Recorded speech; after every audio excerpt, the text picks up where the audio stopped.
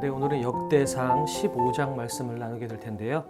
그저께 13장에서 다윗이 하나님의 궤를 기럇 여아림에서 다윗성으로 가져오려고 했는데 그때 수레에다 싣고 오죠.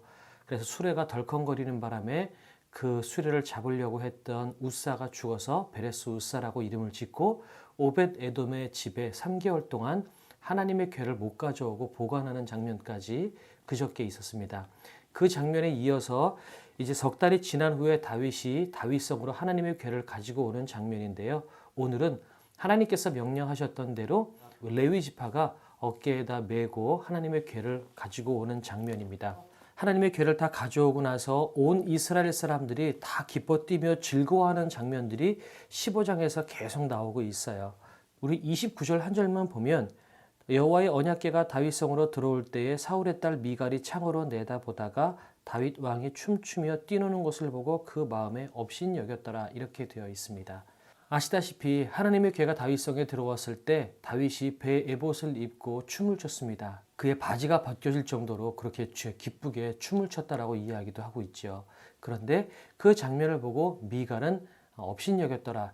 그래서 오늘 본문에는 예배자인가 관찰자인가, 예배자인가 구경꾼인가, 이런 질문을 하고 있는 겁니다. 왜 이스라엘 백성들이 이렇게 기뻐 뛰고 있었을까요? 지난 13장에서도 이야기했던 것처럼 하나님의 궤를 가지고 온다는 것은 우리의 삶의 중심에 하나님을 두고 하나님께서 우리의 삶을 이끄시도록 하나님의 궤를 우리의 중심에다 두고 살아간다는 것을 의미했었습니다. 그만큼 하나님의 궤가 우리 가운데 온다는 것은 이제 하나님께서 우리를 이끌고 나가실 것이다, 그런 희망과 기대가 있기 때문에 아마 기뻐 뛸 수 있었겠죠. 그러니 온 이스라엘 백성들이 기뻐 뛰고 있을 때 미갈만큼은 그 하나님의 궤를 보고 있는 것이 아니라 다윗을 보고 있어요. 다윗 왕이 춤추며 뛰노는 것을 보고 그 마음에 업신여겼더라. 미갈만큼은 그 무리 속에 들어가서 같이 뛰는 것이 아니라 하나님의 궤를 보고 있는 것이 아니라 다윗을 보고 있는 거죠. 그러니 그들이 기뻐 뛰고 하나님을 찬양하는 그 모습이 미갈의 눈에는, 관찰자의 눈에는 천박하게 보였을 것이라는 것입니다. 멀리 있을 때는 우리는 참 많은 것들이 우리 시선에 들어옵니다. 그러니 하나님께 집중하고 하나님께 몰두하기가 참 어려운 거죠. 예배 때도 마찬가지입니다. 똑같은 성전 안에서도 앞자리에 앞부분에 앉아있는 사람들은 그래도 제단이 보이고 말씀을 전하는 목사님이 보이고 하나님의 음성에 더 집중할 수 있지만 성전의 저 뒤쪽에 앉아있으면 많은 것들이 보이거든요, 시야에. 그러면 다른 많은 것들에 눈을 뺏기고 시선을 뺏기다 보면 그만큼 예배가 집중되지 않을 가능성들이 훨씬 많다고 생각이 듭니다. 같은 장소에 있었음에도 불구하고 다른 백성들과 동일한 마음으로 하나님을 예배하지 못했던 미갈은 전혀 다른 인생을 살아갈 수밖에 없었다라는 거죠. 우리도 마찬가지입니다. 요즘처럼 예배드리기 어려운 때가 없는 것 같습니다. 그런데 그럼에도 불구하고 하나님을 우리 마음의 중심에, 하나님을 우리 삶의 중심에다 모셔두고 하나님께서 내 삶을 이끄시도록 내 삶을 내어 맡기는 삶이 복된 삶입니다. 그렇게 했을 때야 진정한 예배를 드릴 수 있는 예배자가 될 수 있는 것입니다.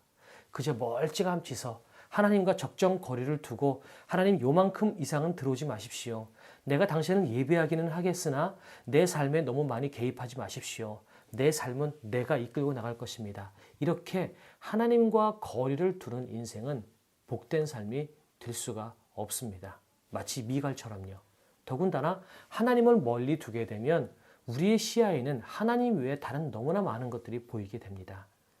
환경들이 보이고 세상이 보이고 세상의 가치관과 세상의 기준, 그런 것들이 보일 수밖에 없는 거죠.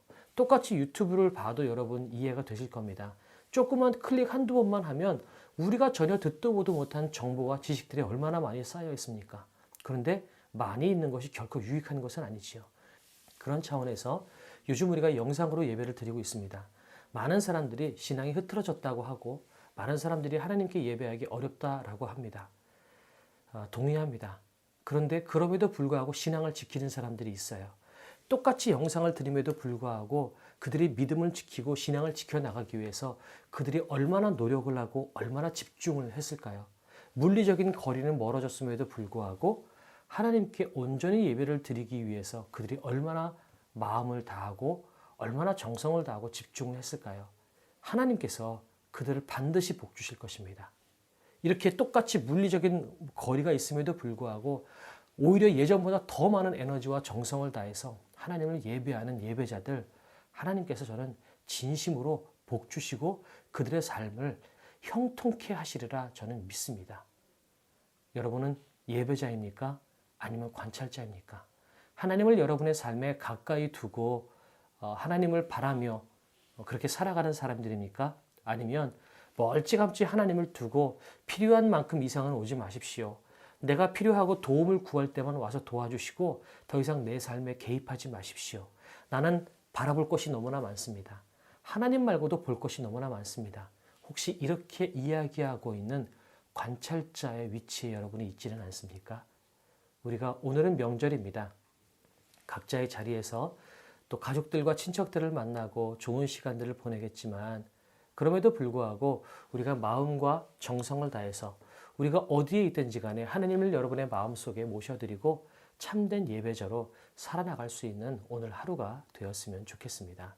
명절들 잘 보내시고요. 그다음에 건강하시고 음식 잘 챙겨서 드시고 그렇게 오늘 하루 잘 보내시면서 무엇보다 하나님께서 기뻐하시는 예배자로서 오늘 잘 살아나가실 수 있도록 기도하고 여러분을 격려합니다. 그래서 오늘 찬양은 주께 가까이 나를 이끄소서 우리 찬양하면서 기도하도록 하겠습니다. 주께 가까이 날 이끄소서 간절히 주님만을 원합니다.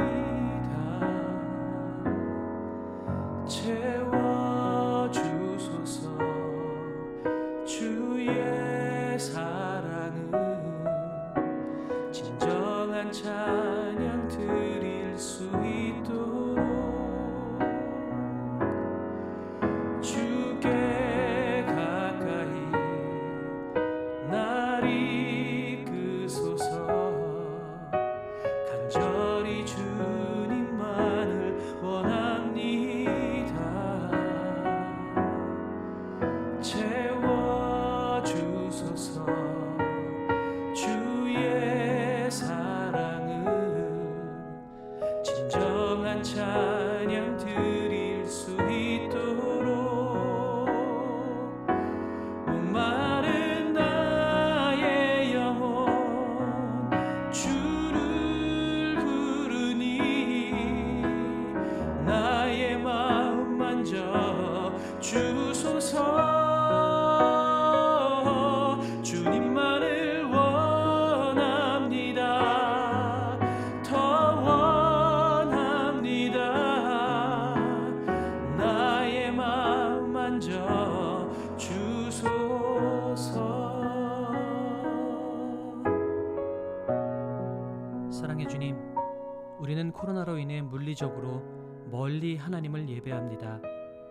물리적 거리를 뛰어넘는 열정과 간절함을 우리 마음에 부어주셔서 하나님을 진심으로 예배하는 예배자 되게 해주시고 그곳마다 주님을 만나는 경험을 하게 해주시옵소서.